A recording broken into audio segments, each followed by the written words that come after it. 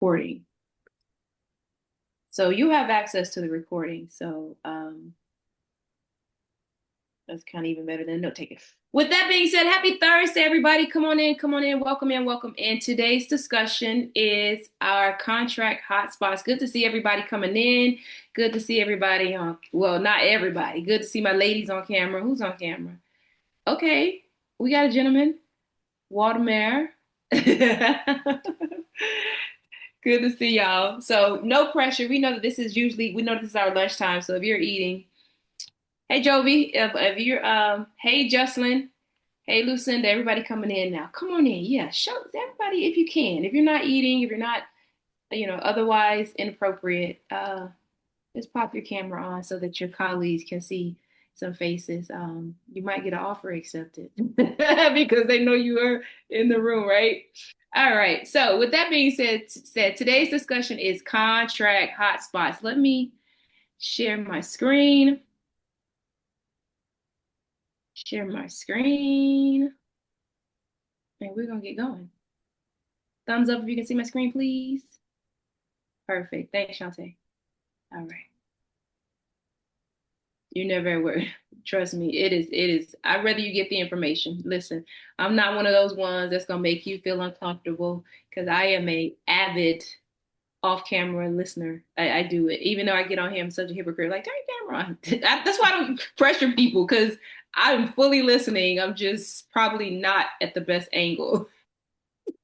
So with that being said, um, contract hotspots. Contract hotspot is our discussion today. So one thing I thought about after the fact, is there anyone on here today who was on for the first time last week? Your first time with us was last week. If there's anybody, say me in the chat, just in case. And here's why. I realized last week that we got right into the discussion. We didn't do any introduction. We literally got right into the discussion last week because we come together each week. And so I realized that we do have new people that join. And last week I didn't even introduce myself. So with that being said, a lot of familiar faces, but some new faces I see in the room. For those who I've not had an opportunity to meet before, my name is Ray Cole Jackson. I'm a South Florida real estate professional. I'm an attorney, a lender, coach, strategist, you name it, all those things in one. A little bit about me. Personally, I attended the University of Florida for my undergraduate degree, so I always say go Gators. The law school. This your first one, Lucinda? Perfect. So you get a full intro. You get a proper introduction. Last week we just got right into it and started talking about the what did we talk about? Oh, the listing agreement. Terry, nice to see you. First time. Terry, your names look familiar though. I don't know why your name looks familiar. Courtney, nice to meet you. So we last week we just got right into discussing the listing agreement again because we have so many familiar faces, and I thought after the fact I was like, Ray Cole, it's so rude. Like, it's not your first time, okay? Thought so. Like Terry, I thought your name looked familiar. And I don't forget names, just so you guys know. As you guys start coming on, trust me, I can see who's always here. Jocelyn is here.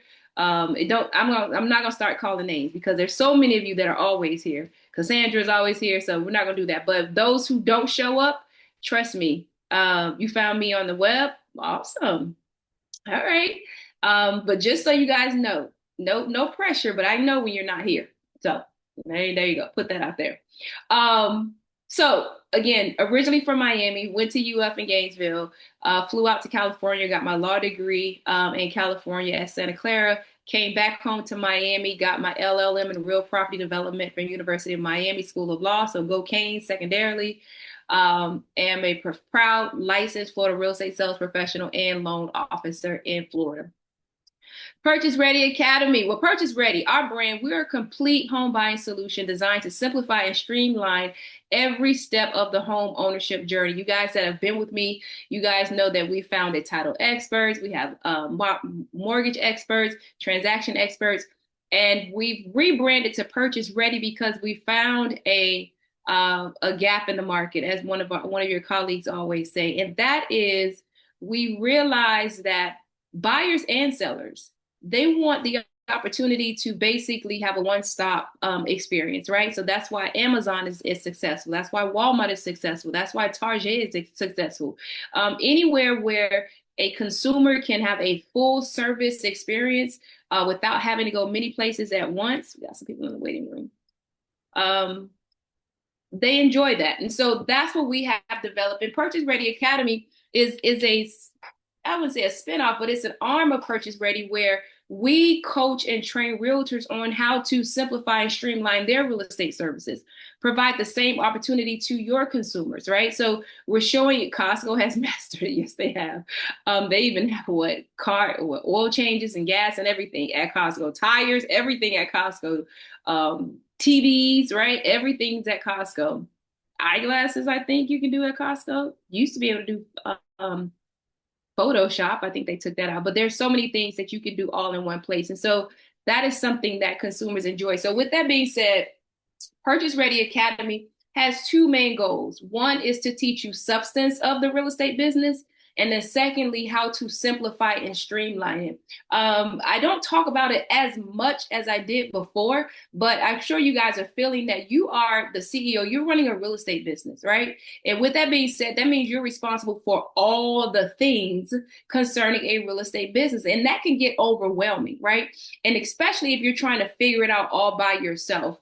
Costco is your favorite store, especially if you're trying to figure it all out by yourself. And so what we've done is as a group, as a collaborative group, when we come together on Thursdays, you get a mix of two things. You get a mix of substance and then you get a mix of systems. Like, how do you now take this thing that you know and plug it into your business so that you can run it systematically, right? So they say, scale without a ton of friction, right? As we call it. So that's Purchase Ready Academy. Now, with that being said, today's discussion, exactly, Scott. Contract hotspots. Here's why we need to discuss this. So we have the contract class that, I teach that every so often for the board. That's about 3 hours. And we go over the whole contract. And one thing that I teach concerning the contract is that the majority of that contract is not going to change. And so whereas you may look at it and it's like, 13 pages, that may seem overwhelming to you. But what I want to tell you is, for the most part, 90% of that contract is not going to change. And because 90% of that contract is not going to change, once you get that down, then you feel more comfortable with the process of drafting a contract, negotiating a contract. Now, with that being said, there's sections of that contract that you must know are the areas in the contract that are most likely to cause issues. And that's what we're going to discuss today. That's your hotspots, meaning these are the areas in the contract that you need to make sure that you not only understand how to document, but number two, that you understand how to facilitate that transaction once you go under contract. Because as the content is saying on screen, you guys are guiding your customers through the process of creating a legally binding agreement. This is a contract all day long, right? And so that means that if a dispute arises concerning this contract, it's not going to say, oh, well, they didn't use an attorney, so they didn't really know. No, the realtor, once you sign it, this is a contract, right? And you might have to get an attorney to help you get out of something that might have gone wrong in this contract, but it's a contract nonetheless, right? And so with that being said, those of you, you guys as real estate professionals, it's important that you understand that and you don't just kind of just throw caution to the wind when you're, number one, helping your customers to negotiate contracts, and number two, helping them with their contract to close process. All right. Now, with that being said, I always want to remind you guys that you have Florida Realtor's legal hotline available to you as a member of Florida Realtors. I know many of you have your favorite attorney on speed dial. I am that for many of you. However, there may be times that attorney is not available. Florida Realtors legal hotline, they are sitting there all day long from 9 a.m. to 4:45, Monday through Friday, waiting to hear from you. And so what I would suggest that you do a couple things. Number one, make sure this number is saved in your phone. Number two, if you have a legal issue, unless you can get on the phone with your favorite attorney, call the Florida Realtors legal hotline first.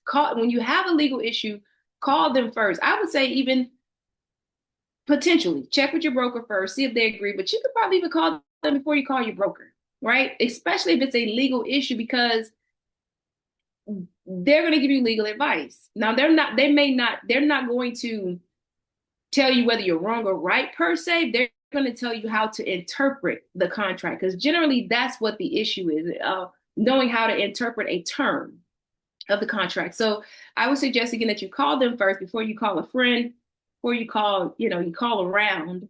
Just go to the source, right? So Florida Realtor Legal Hotline. All right. So getting into today's discussion, before we hit these hot spots, I want to do a little bit of background, because I never assume that everyone knows everything about the contracts, and this is beneficial information, right? So one of the first bits of information that I want to go over concerning background is just making sure that everyone understands that in Florida, we have two standard forms of residential purchase contracts. We have two standard forms of residential purchase contracts. We have the contract for residential sale and purchase. The acronym is CRISP, CRSP. And then we have the as-is residential contract for sale and purchase, which we call the as-is. The as-is contract is the contract that we will be reviewing today. It is also the contract that is used in probably 99% of transactions. Literally every contract so far, definitely in the last few years, that have come before me for either review, negotiation, closing, even financing, has been an as-is. And so for that reason, you must get familiar with the as-is. I would suggest, to the extent possible, that you know that contract like the back of your hand, literally. And you can do that, right? You can do that. I'm going to say that again. You can know that contract like the back of your hand. And it's important that you know that contract like the back of your hand, because that's the guide for your transaction, right? That is what memorializes everything that you negotiated and you agreed to, whether you represent the buyer or the seller. And as we've talked about in prior sessions, it even now heavily memorializes what? Your compensation. So it's important that you have working knowledge of that contract. Now, really quickly, what's the difference between the two contracts? The CRISP, it requires the template itself. It starts off from a place of requiring the seller to make repairs to the property. It requires. In that contract is a term that has the seller agree to make a certain dollar amount of repairs to the property, versus the as-is. The as-is contract is exactly the opposite. It is the seller's express disclaimer as to warranty or condition of the property. However you find this property is how you are going to purchase this property. Now, I know many of you are saying, well, don't we negotiate repairs all the time? Yes, you do negotiate the repairs. However, know that you start from a place of no repairs and no negotiation for repairs in an as-is contract. Versus with the CRISP, you start off from a position of repairs will be made. Sorry, the handout link is in the chat. I do that every time. You almost need like a blaring notification for everybody. In the chat is the link to the handout, guys. All right, I forget that every time. I just get right into the content. What's the next thing to know?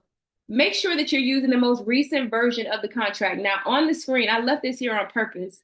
This is not the most recent version of the contract. If you look at the very bottom, the very last line of the contract, you will know the version of the contract that you are using. And the version of the contract, our most recent version is December, it says 12-24, right? So where you see 7-23, our most recent version of the contract says 12-24. I was going to change this, but I wanted to leave it so you guys can see that. And it now says as is 7. The version changes. So someone's going to say, well, how would you even get an older version on the web? If you just Google for Florida as is purchase and sale contract, I think today I did, and I came up with a version from 2019, right? So when you are making an offer or receiving an offer for acceptance, the first thing I would suggest that you do is to make sure that you're reviewing the version of the contract that you know, because the terms are different, right? Now, someone's going to say, you should not, for all intents and purposes, you should always have the most recent version, because many of you are using systems like Dotloop, Transaction Desk, and those items that are offered by either your brokerage And so they usually have the most recent version of a contract in in their system. With that being said, just in case someone has this thought process, you do not have to use this particular version of the contract. You do not have to, right? Um, you can use 2019. I don't suggest you use 2019, but you can. Also, the version of the contract itself is a negotiated term. So let's use, for example, a simpler um, example. And let's say you are one of those realtors, you represent buyers and you understand the difference between a crisp and an as is, and you make an offer on a crisp. And the seller counters and says, we want an as is. And as a matter of fact, we want a full as is contract. We don't want the as is rider added to the crisp. Someone's like, Rico, you are going way out now. Yes, there is an as is rider that can be attached to a crisp that will insert as is terms, but the seller says, no, we don't even want a rider. We want a full as is contract. They can do that. They can do that. I literally had a realtor like, Rico, can we force them? Or can we, well, technically you can't force them, yes, because that's a negotiated term. He keeps sending us a crisp. We don't want to use a crisp. Can we tell them that we will not execute a crisp? Yes, you can. Yes, you can. Right? So just know that. When you deliver a fully executed contract, you want to make sure you deliver all pages and all riders.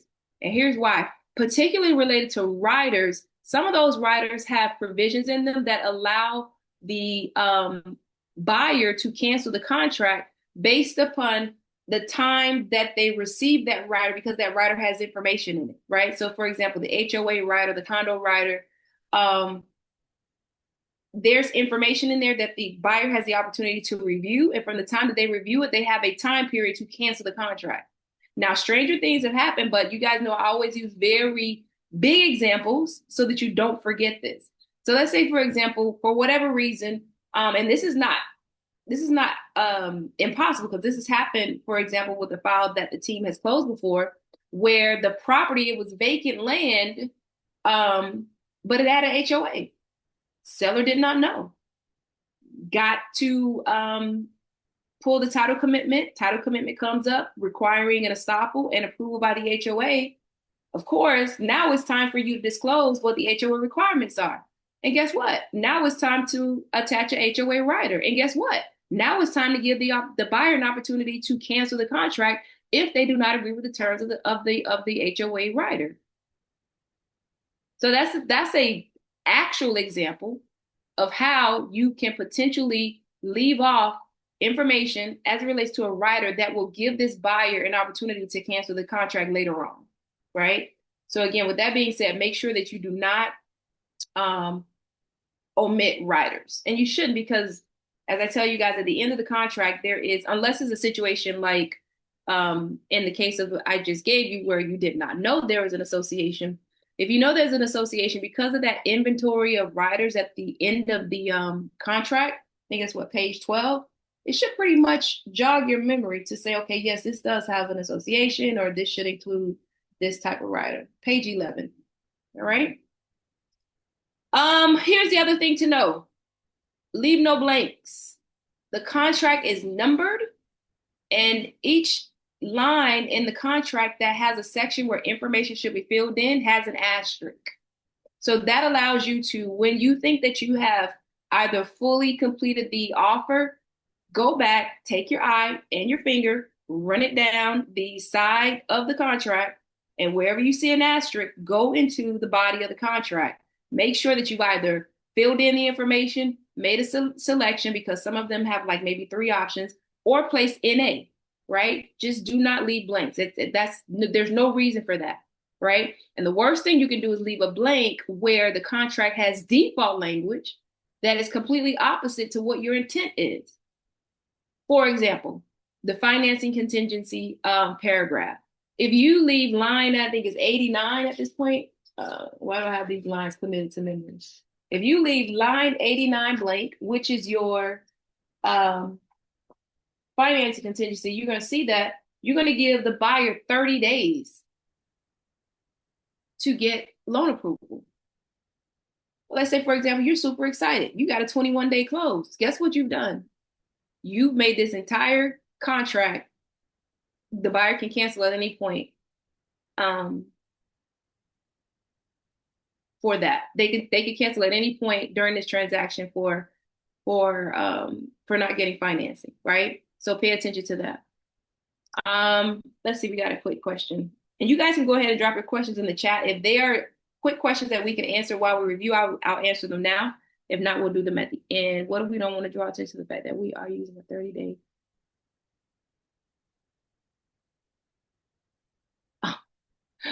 Okay.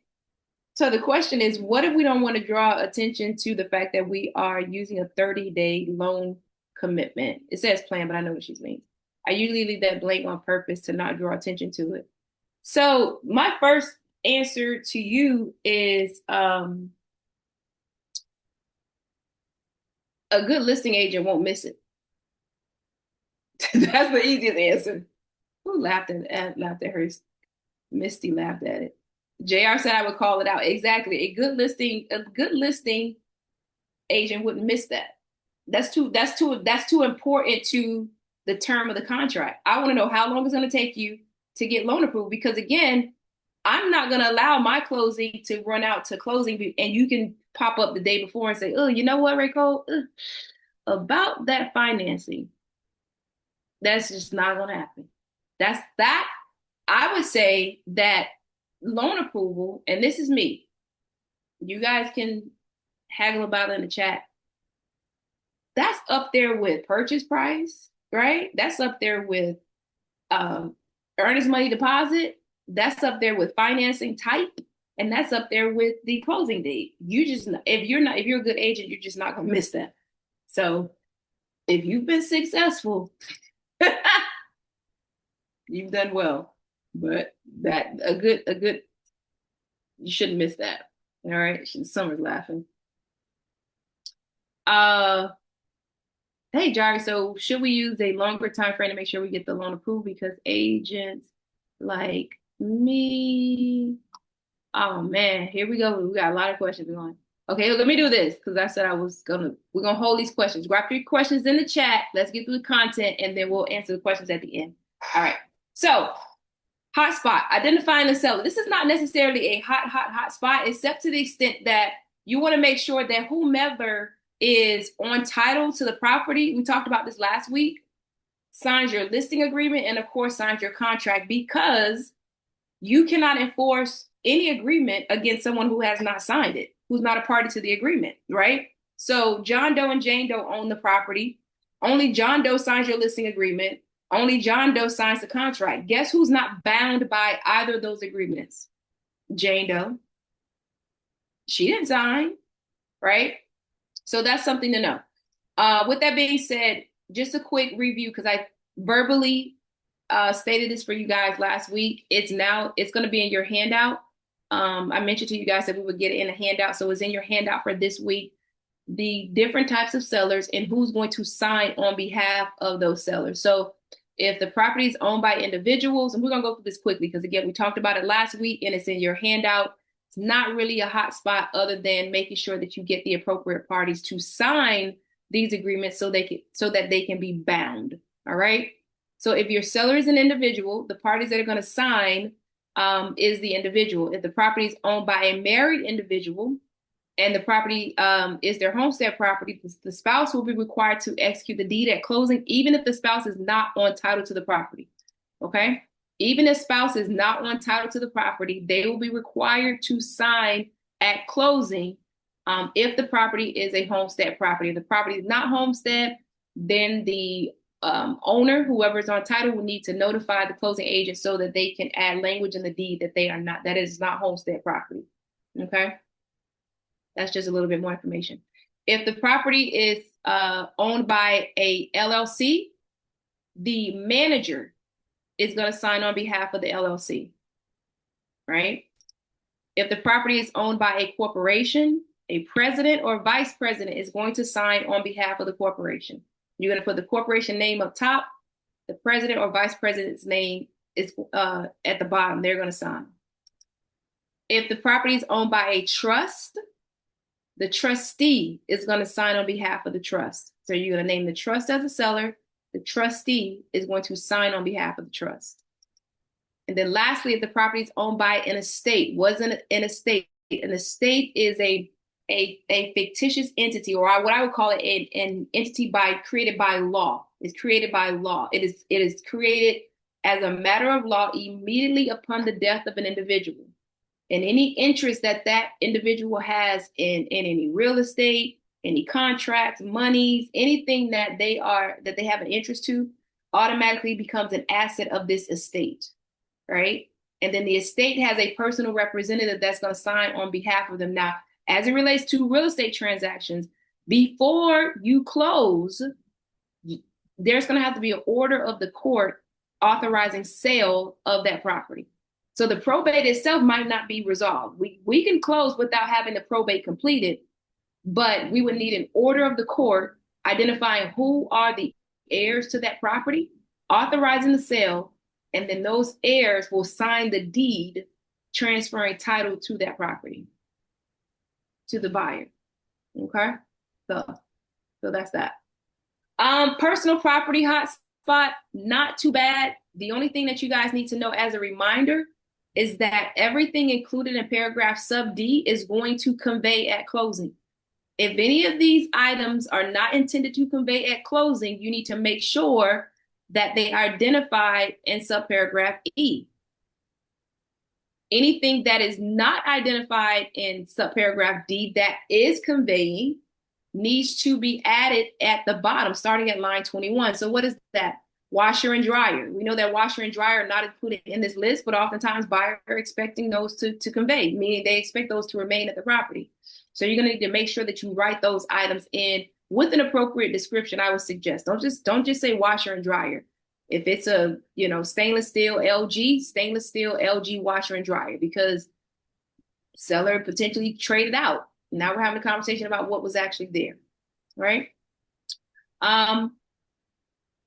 With regards to the personal property that needs to be excluded, chandeliers are a very commonly excluded item from sale. But remember, in the contract, I'm going to pop back so you can see this. In the contract, chandeliers are included. Ceiling, that's considered a light fixture. See here at line 17, that's considered a light fixture. So if a chandelier is not conveying, then you need to make sure that you notate that. I would notate it in the MLS. And of course, it also needs to be notated in the contract. Just because something's in the MLS does not mean that it's a term of the contract. Remember that, right? I wouldn't necessarily say you need to take the chandeliers down because they help with showing, right?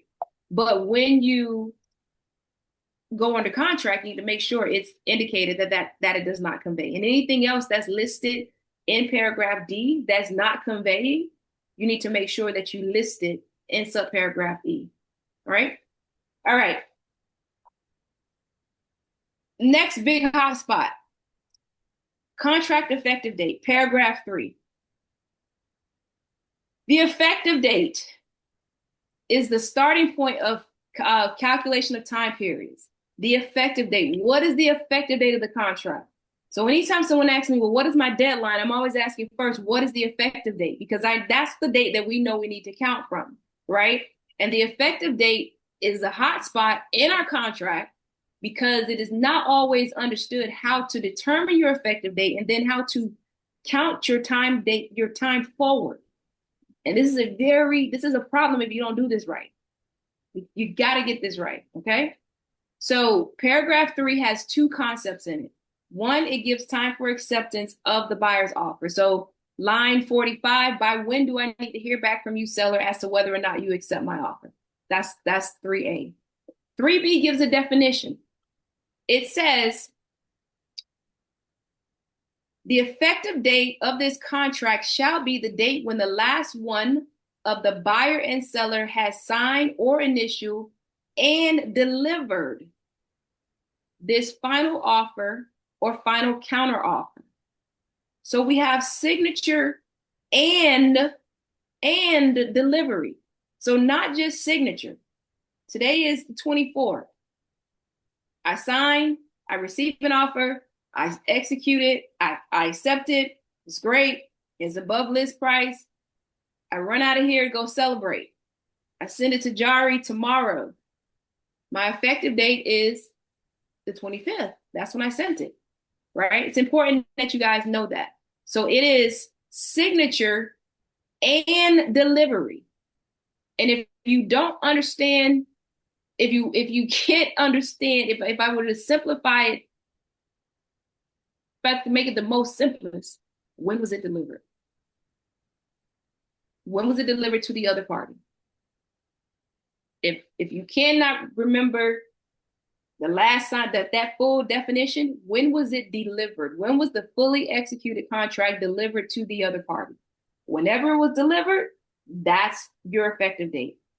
Delivery by email, that's your effective date. They don't have to confirm receipt. We're going to talk about what you need to do with that being said, but delivery is your effective date. Focus on delivery date. Do not focus on the date that you see at the bottom of the contract, because unfortunately, that's just not correct. You can't assume that that's your effective date.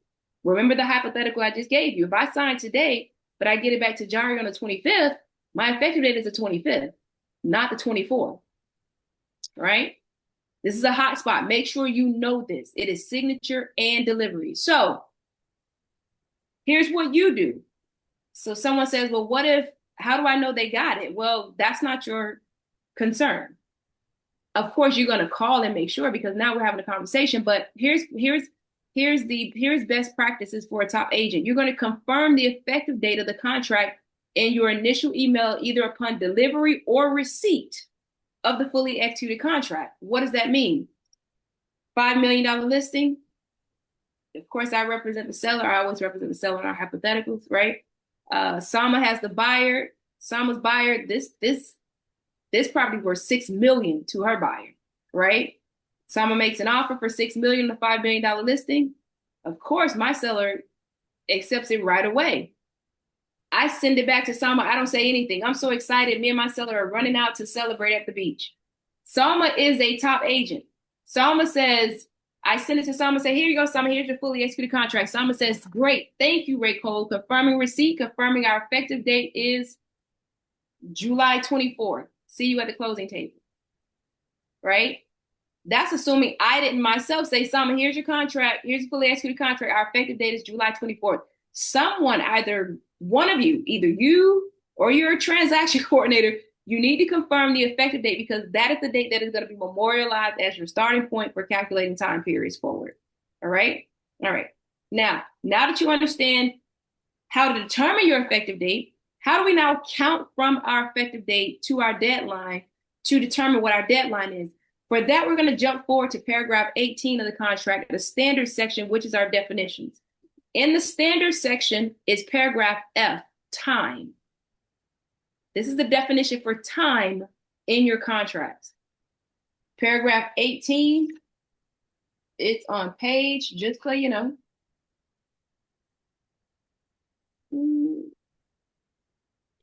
It's on page 8. It actually starts at line 430 in our most recent version of the contract. We're going to read this definition because you guys got to know all these concepts. This is a very hot spot. Time. Time is of the essence in this contract. Calendar days. Everyone always asks, is it calendar days or business days? Calendar days, based on where the property is located, shall be used in computing time periods. Right? So we already know our effective date. We know our starting point. How do we calculate this time period now to our deadline? You're going to use calendar days. Other than time for acceptance and effective date, those are the two dates that we just talked about in paragraph 3. Any time periods provided for or dates specified in this contract, whether pre-printed, handwritten, typewritten, or inserted herein, which shall end or occur on a Saturday, Sunday, national legal public holiday, as defined in the U.S. Code, or a day on which a national legal public holiday is observed, because it fell on a Saturday or Sunday, shall extend to the next calendar day, which is not a Saturday, Sunday, national legal public holiday, or a day on which a national legal public holiday is observed. Word soup. I know you guys are like, what in the world did you just say? What is all of these words? Let's break this down. The first thing, We're going to go term by term. Time is of the essence. This means that deadlines and time periods expressed in the contract are strict. There is no built-in grace period. I had an agent ask me one time, well, what? My buyer was sick and they couldn't, well, reach out, communicate. There's nothing in here about sick. I'm going to be very honest with you. There's nothing in this contract, guys, about being sick. You know, we have force majeure, right? We know that. Hurricane, we got that, right? But that's not out of their control per se to reach out and say, hey, I can't make the inspection. My son just fell and chipped his tooth. I need an extension on my inspection period. That's all this contract is saying, right? It's not saying that you can't have a conversation, but it's saying that you do need to have a conversation. So failure to timely perform an obligation required under this contract is a default unless an extension is granted. Failure to give a required notice by the prescribed deadline can result in waiver of the term, right? So time is of the essence. That means it's not July 24th-ish. That's the deadline. The other concept, calendar days. Now we know that recently the CRISP was also revised so that it's now also calendar days. There was a time when the CRISP was business days and the as-is was calendar days. Well, now both of them are calendar days. So that's a good thing. That's one thing you guys don't have to worry about anymore or try to remember, right? It's calendar days on both contract templates. Now, what does that mean? Calendar days means that you're going to count every day of the week when you're counting forward to your deadline. You do not skip weekends, holidays. Now, what you do with that deadline, if it ends on a weekend or a holiday, is the next concept. But do not skip the weekends. Do not skip holidays when you're trying to get to that 10th day, right? When you're trying to get to that 7th day. Don't say Monday, Tuesday, Wednesday, Thursday, Friday, Monday, Tuesday. No. Saturday, Sunday, Monday, Tuesday, right? So calendar days means count every day. All right. So the effective date is considered day 0 when counting. That's your other concept. That's day 0. The effective date is not day 1. It's day 0. 0. The next day is day 1. All right. Now, remember I told you, you count every day, including Saturdays, Sundays, and holidays. What you do with that day is the next concept. Let's discuss that concept. So we counted forward a deadline. Beware, if it ends on a Saturday, Sunday, holiday, or a day on which a holiday is observed. Let's describe what that means first. A day on which a holiday is observed. So let's say, for example, I'm almost sure, correct me if I'm wrong, if July 4th falls on a Sunday, generally we get that Monday. It's celebrated on that Monday. I want to say, for example, I could be wrong, but if that's not a fact, it's going to be a fact today. That's the day on which we're going to treat that as a day on which a national legal public holiday is observed. That's what that means. That means that the holiday may be on one particular day, but there is an additional day that we are observing that holiday, right? So again, July 4th is on a Sunday, but because it fell on a Sunday, we're also observing that day. Not that we're going to do fireworks, but banks are closed, all those other things on the 5th, right, as well. Again, if it ain't a fact, we're going to treat it as a fact today. So, other than the deadline for acceptance of the buyer's offer and the effective date, any other deadline prescribed in the contract that fall on a Saturday, Sunday, holiday, or a day on which a holiday is observed, it is going to fall to the next calendar day that is not a Saturday, Sunday, holiday, or a day on which a holiday is observed. The deadline is 11/59. Right? So we just hit a couple concepts. You guys now know how to determine your effective date. You now know how to count forward to your deadline.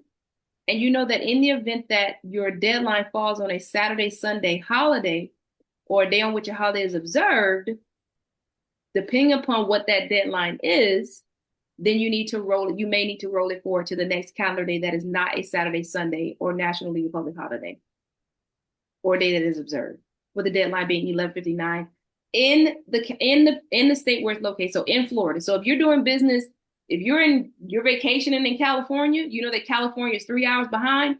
Well, that means it's 11:59 here in Florida at 3 hours before, right? 8:59 is your deadline if you're in California, because it's 11:59 here in Florida where the property is located. So that's another concept to know. Can't assume that you know that, right? So let's test these concepts really quickly. Grab your phone really quickly. Let's do this. Take your calendar back to 2019. Yes, you're going back to 2019 because that's what we're just going to use. Go to 2019 and let's do this really quickly to make sure everyone understands these concepts. We're going to do April. Let's go to April 4th, 2019, and let's test our knowledge really quickly. The effective date of our contract is April 4th, 2019. April 4th, 2019. The first escrow deposit is due within 2 days. What is the deadline for the escrow deposit? Drop it in the chat.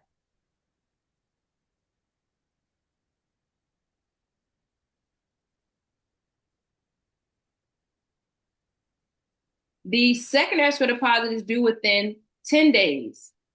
What is the deadline for the second escrow deposit? Drop it in the chat.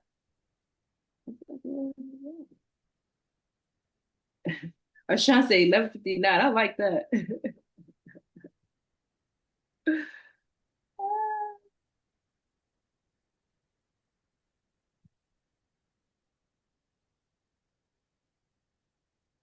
There you go. Very quickly. Who said the 18th? How did I get all the way to the 18th? Who got to the 18th? Oh, that's a good one. Oh, that's a very good one. We weren't even going to talk about that today. I know how you got the 18th. You went from the first deposit. That's not what the contract says. It is from the effective date. I'm glad y'all dropped that in there. I'm glad you dropped that in there. So just really quickly, because this is not even what, I guess it's a hotspot. This is not even what we're going to talk about. So for those who dropped the 18th in there for the second escrow deposit, because I said that the second escrow deposit was due within 10 days. The way the contract is drafted, it is 10 days from the effective date, not 10 days from the first escrow deposit due date. Is that clear? Now I see. I'm glad y'all drop that in there. It's not 10 days from, and I've had that question before. So since it clearly came up today, now we need to address it. It is 10 days from the effective date. The second escrow deposit is 10 days from the effective date, not 10 days from the date that the deposit was made. All right? Perfect. Thanks, Maureen. So with that being said, here's your answers. We said that our effective date was Thursday, April 4th, 2019. So the 4th is day 0. We said that our escrow deposit was due within 2 days. The 4th is day 0. So 5 and 6 is 1, 2. That ends on a Saturday. Is Saturday our effective date or the date that we need to receive a response? Nope. So that means it jumps forward to the next calendar day. The next calendar day, which is not a Saturday, Sunday, or a holiday, was April 8th. We use the same for the second escrow deposit. That was 10 days from the 4th. Same thing. The 4th is day 0. So we count forward 1, 2, 3, 4, 5, 6, 7, 8, 9, 10. The 10th day was the 14th. That's a Sunday. So it rolls forward to the 15th, that Monday, which is not a Saturday, Sunday, holiday, or a day on which a holiday is observed. Is that clear as mud for everybody? All right. I don't see any what's in the chat, so I think we're good. Perfect. Do you have yeah, actually there is. I think it's called time and date. I used to give that link. Time and date. Time and date, I think it's called. When we get to the end, Jari, I'll type it in. Um, yeah, if we got time, we might have time. The next hotspot, financing. You use Google Home. It's called Time and Date. I want to say I used to give that site out. I think it's called Time and Date Calculator. The last hotspot is financing. If your buyer is financing the transaction, paragraph 8, there's some terms you have to know. So 8A provides that the buyer will pay cash for the property. The sale is not contingent upon financing. If you select this 8A, notwithstanding if the buyer selects that option, notwithstanding this, the buyer is not precluded from seeking financing. What am I saying? That means the buyer can make an offer saying it's a cash transaction, and then decide later on to seek financing.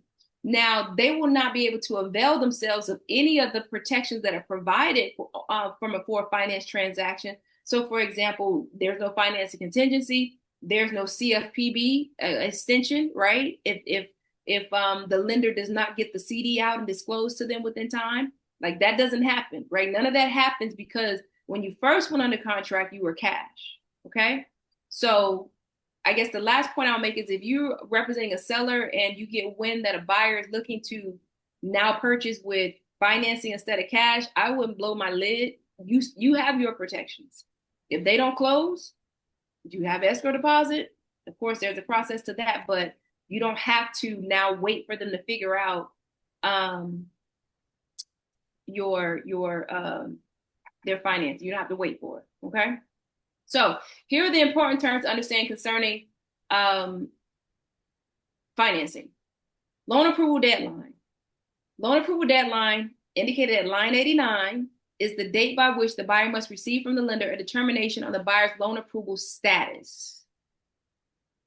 You guys need to know this. Like, this needs to be like tattooed on your wrist, your forehead, or something. Do not blow this deadline. For most transactions, I always like to say this is like the point of no return.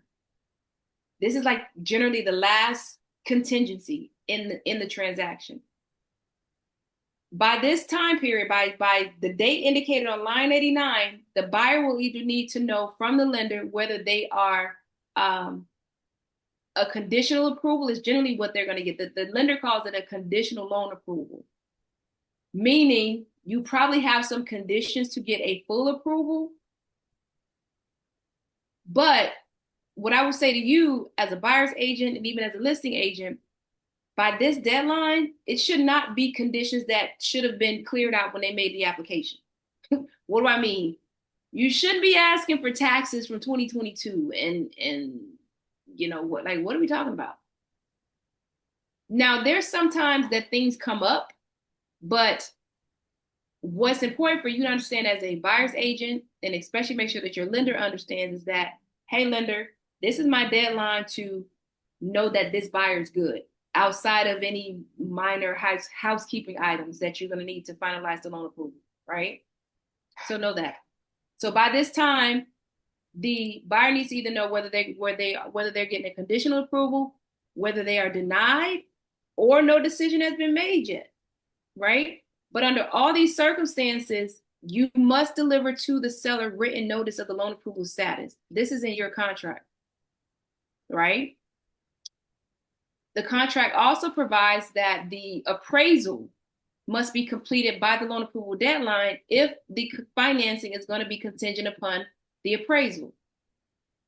About 2 versions ago of the contract, that was a loophole in the contract where it wasn't clear that the appraisal had to be completed by this loan approval deadline. And so what would happen is the parties would get past the loan approval deadline, property would get appraised, property would not appraise. If they couldn't come to an agreement on either lowering the price or whatever the case, they would just cancel because the property didn't appraise. Well, that loophole has been closed shut. The contract is very clear that you must have that appraisal by that time period. Loan terms. Also, I know oftentimes agents will make an offer and mark conventional, knowing that that buyer is seeking FHA. If you mark conventional, you don't mark FHA, then you're putting your buyer at risk. If they're not approved for a conventional loan, you're putting them at risk of not being able to cancel that contract um, because they're trying to get FHA financing, because that wasn't a term. You asked for conventional, right? Not FHA. So just be mindful. Of course, best case scenario is check them all. I mean, you're not gonna likely get a listing agent that's like, no, we want to know one or the other. But again, it's best for you to be honest about the financing that you're seeking, because you could put the buyer at risk of not being able to cancel the contract because you didn't stick to the terms, right? You knew you weren't pre-qualified or pre-approved for conventional, but you made a conventional offer because you wanted your offer to look better. Not gonna work. All right. Loan application deadline. This is pretty much a gimme, right? I'm hoping that none of you are working with buyers who have not already been pre-approved, and you're not accepting offers from buyers who have not already been pre-approved. So of course you're going to fill in a date there, but generally that application has already been done. Seller requests for updates. I mentioned this. I don't see it happen all the time. I definitely do with my sellers.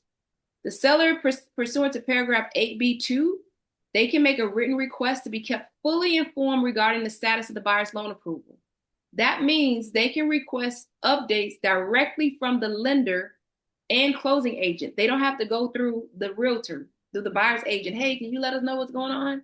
They can go directly to the lender and say, hey, how's the loan approval going for Avis, right? But again, that has to be made in writing. It's pursuant to paragraph 8B2 of the contract, right? The last thing, written notice of loan approval status. I told you guys earlier, beginning at line 111, the contract provides that the buyer must notify the seller in writing of their loan approval status and intentions with regards to proceeding with the transaction. Like I mentioned earlier, whether they are approved, they approve conditional approval, denied, and so they need to cancel, or I don't have an answer yet, but I'm proceeding. The contract provides the seller is to be provided written notice. Now, if you don't provide written notice, you're not necessarily in default per se, but what you risk is the seller can cancel the contract within 3 days after the loan approval period if no notice is provided. What does that mean? I always use this example because it's probably the best example for you guys to understand this. Let's say, for example, let's go back to COVID, where the value of properties were increasing. Let's say, for example, your seller went under contract at $950. All of a sudden, a couple days later, their next door neighbor, you find out they closed at 1.5. What? How did that happen? Right?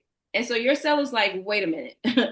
I'm under contract for $950 and my neighbor just closed at 1.5 and we are a mirror match property. Like we got to go back on the market. Like I got to be able to get more than $950, right? Now you guys know that there are very few outs for a seller once they're under contract. Well, this is an out. Now let's say, for example, that seller is just waiting for this buyer not to give them their written notice concerning loan approval. And so what do? They cancel. They cancel and they go back on the market. That's what this means. All right. Again, does it happen? I haven't seen it happen yet, but you need to know that it's there. And so you don't want to run that risk. Now, the most common issue is the loan approval deadline. So the last hotspot issue I want to tell you guys, if you are having a conversation with a lender and they're concerned about whether or not they're going to be able to get an approval for this buyer, the best case scenario for you is to get an extension of the loan approval deadline. Don't wing it, because once you get past that loan approval deadline, the buyer is at risk of losing their escrow deposit. Okay? So I want you guys to make sure you have a clear conversation with your loan officer that this is my deadline to be basically 99% or at least 90% sure, 95% sure that this buyer is going to get approved. If you are anything less than 95% sure, you need to extend that loan approval deadline, right? And the last thing, it just came to mind, we talked about this a couple sessions ago, even though that lender's conditional loan approval says conditional loan approval, that does not in and of itself extend your loan approval deadline. What does that mean? That means that the lender is going to issue you a conditional loan approval. That's just their process. That's what they call that document. Unless you're approved, that's possible. That's possible to be approved before your loan approval deadline. That generally doesn't happen. What's going to most likely happen is you're going to get a document called a conditional loan approval. What I need you guys to understand is that just because that document says conditional loan approval from the lender, that does not add a condition or contingency to your purchase contract beyond that loan approval deadline. Are we clear on that? That doesn't mean you get to 3 days out from closing and say, well, those taxes were on our conditional approval that we sent to you. Okay, congratulations. You should have known. That does not give you the ability to cancel this contract. All right? Let's say it one more time. A conditional loan approval letter, even though it says conditional, does not create additional conditions in the contract, giving the buyer the ability to cancel this contract after the loan approval deadline and be refunded their deposit. Wow. Right. You have to make sure all that's cleared out. Okay? All right. Questions. Man, my intent was to make this shorter and we still went long. All right, let me run back up to these questions really quickly. Really quickly.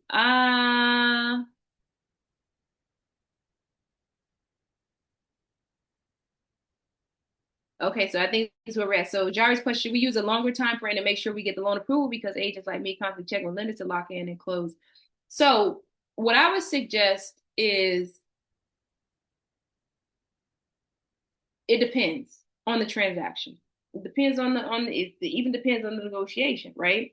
You might have a situation. So I have a situation, for example, where the buyer, they knew that it was a challenging loan to structure, right? Self-employed, different income sources. They knew that this wasn't going to be a quick approval period. And they had that conversation. And so that loan approval period was a little bit longer.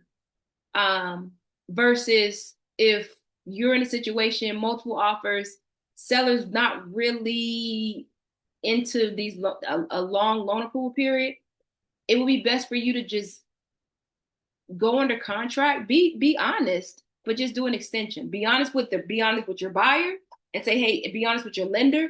My buyer really wants this property. You all got to push.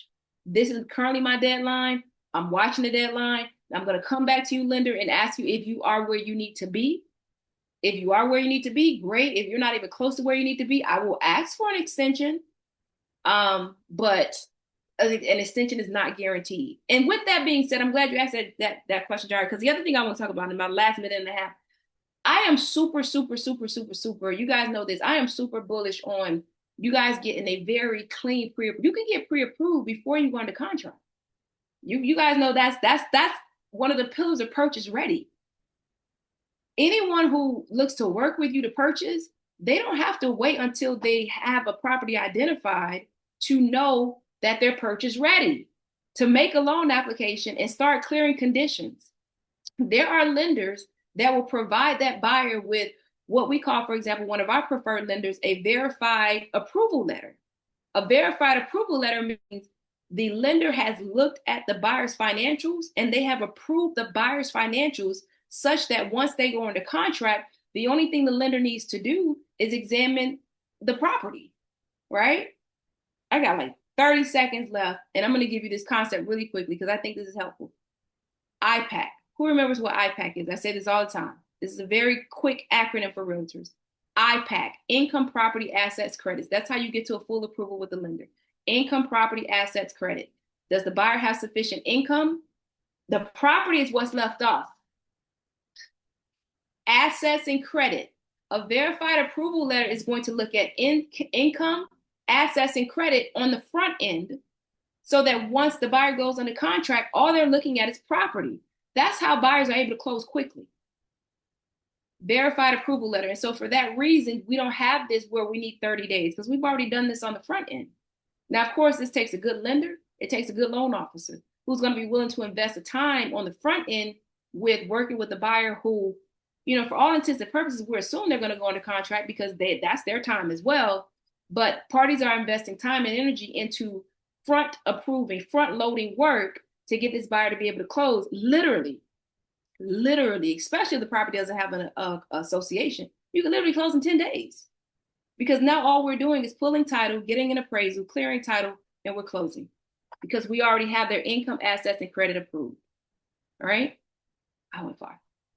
Summer, give me 1 second. Let me answer these other questions. If we have closing on 19th, title is due 10 days before closing, which falls on the weekend. Correct. The day before. I have a contract now. IMAP has an individual. I looked on the county appraisal site. It has 3 other names with the same last name, but neither of them have the same first name.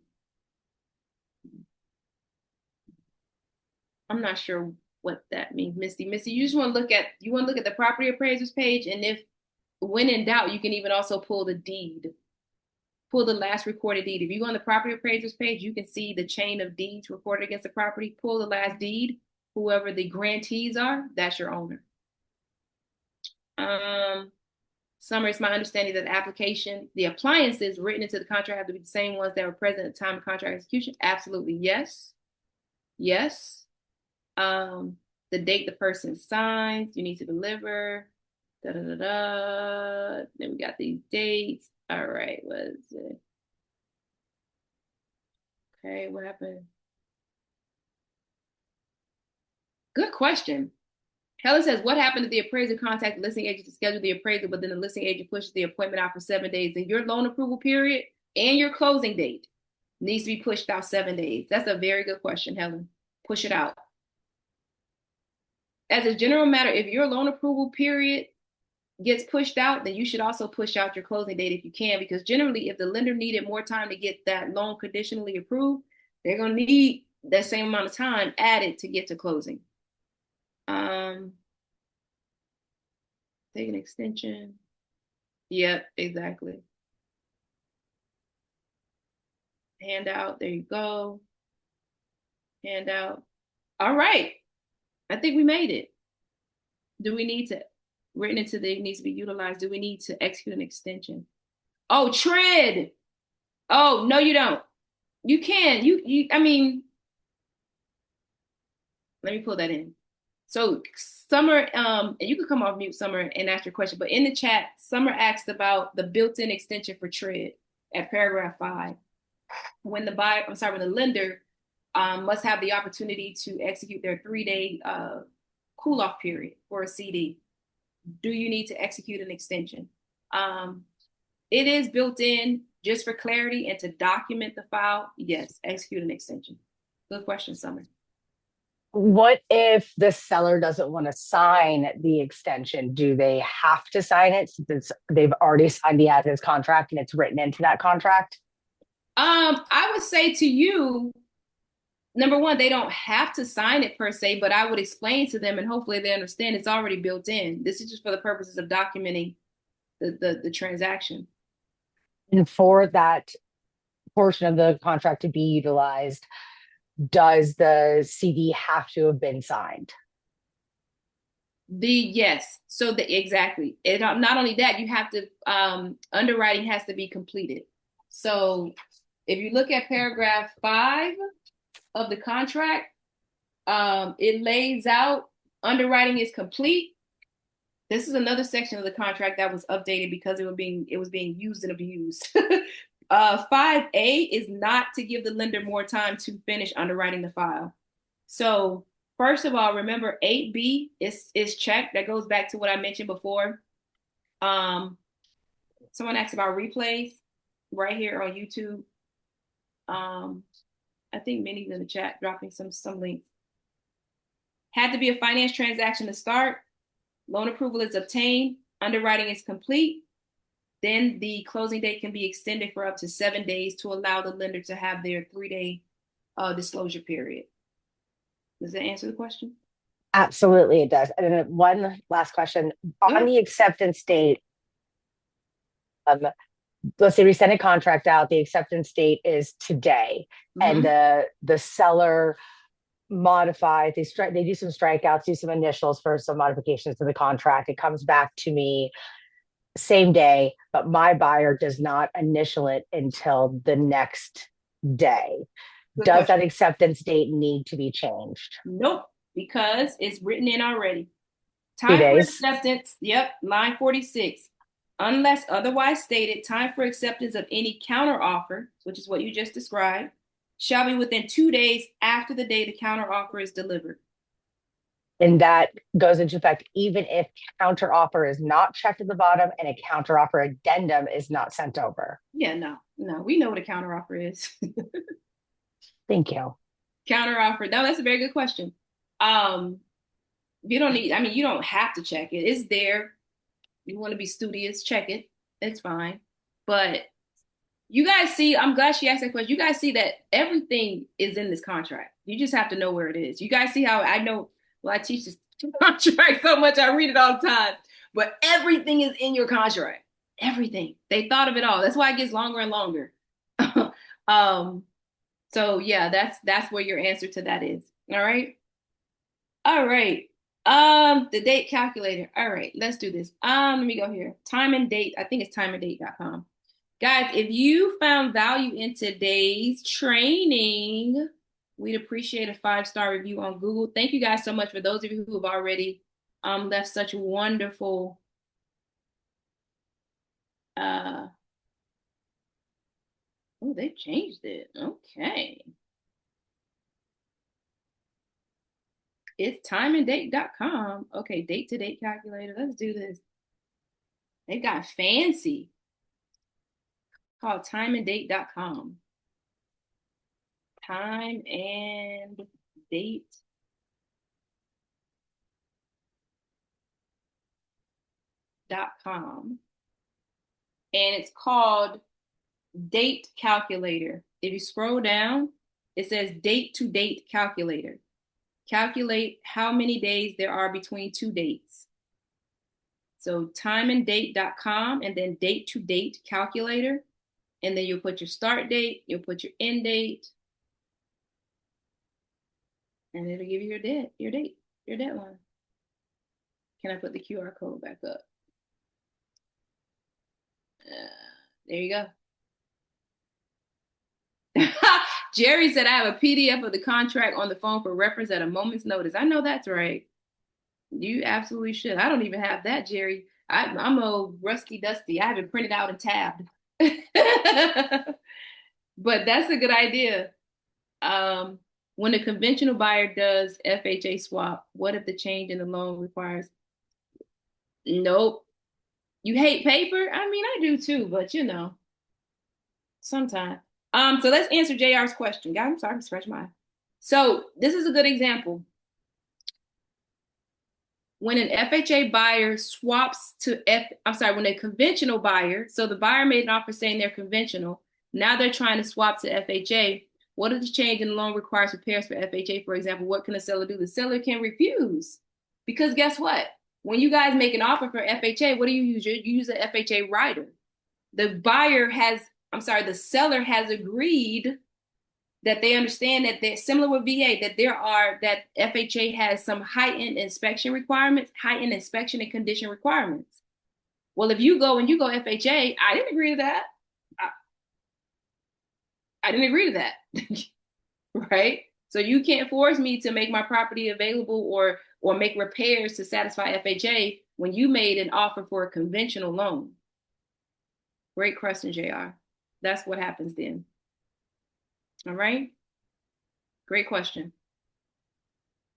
All right, guys. I thought we'd be done in 45 minutes. I don't care. I tried to slim this down. See y'all next week. All right. Can I add the link to the calendar? Which calendar? Which calendar? The course calendar. Hey, Marinette. Good to see you. Time and date. It was timeanddate.com. Timeanddate.com. www.timeanddate.com. Did I type that? Yeah, time and date. See you next week, Chandra. You're welcome. Good to see you, Jari. All right, you guys. Posse out. See y'all later. Bye.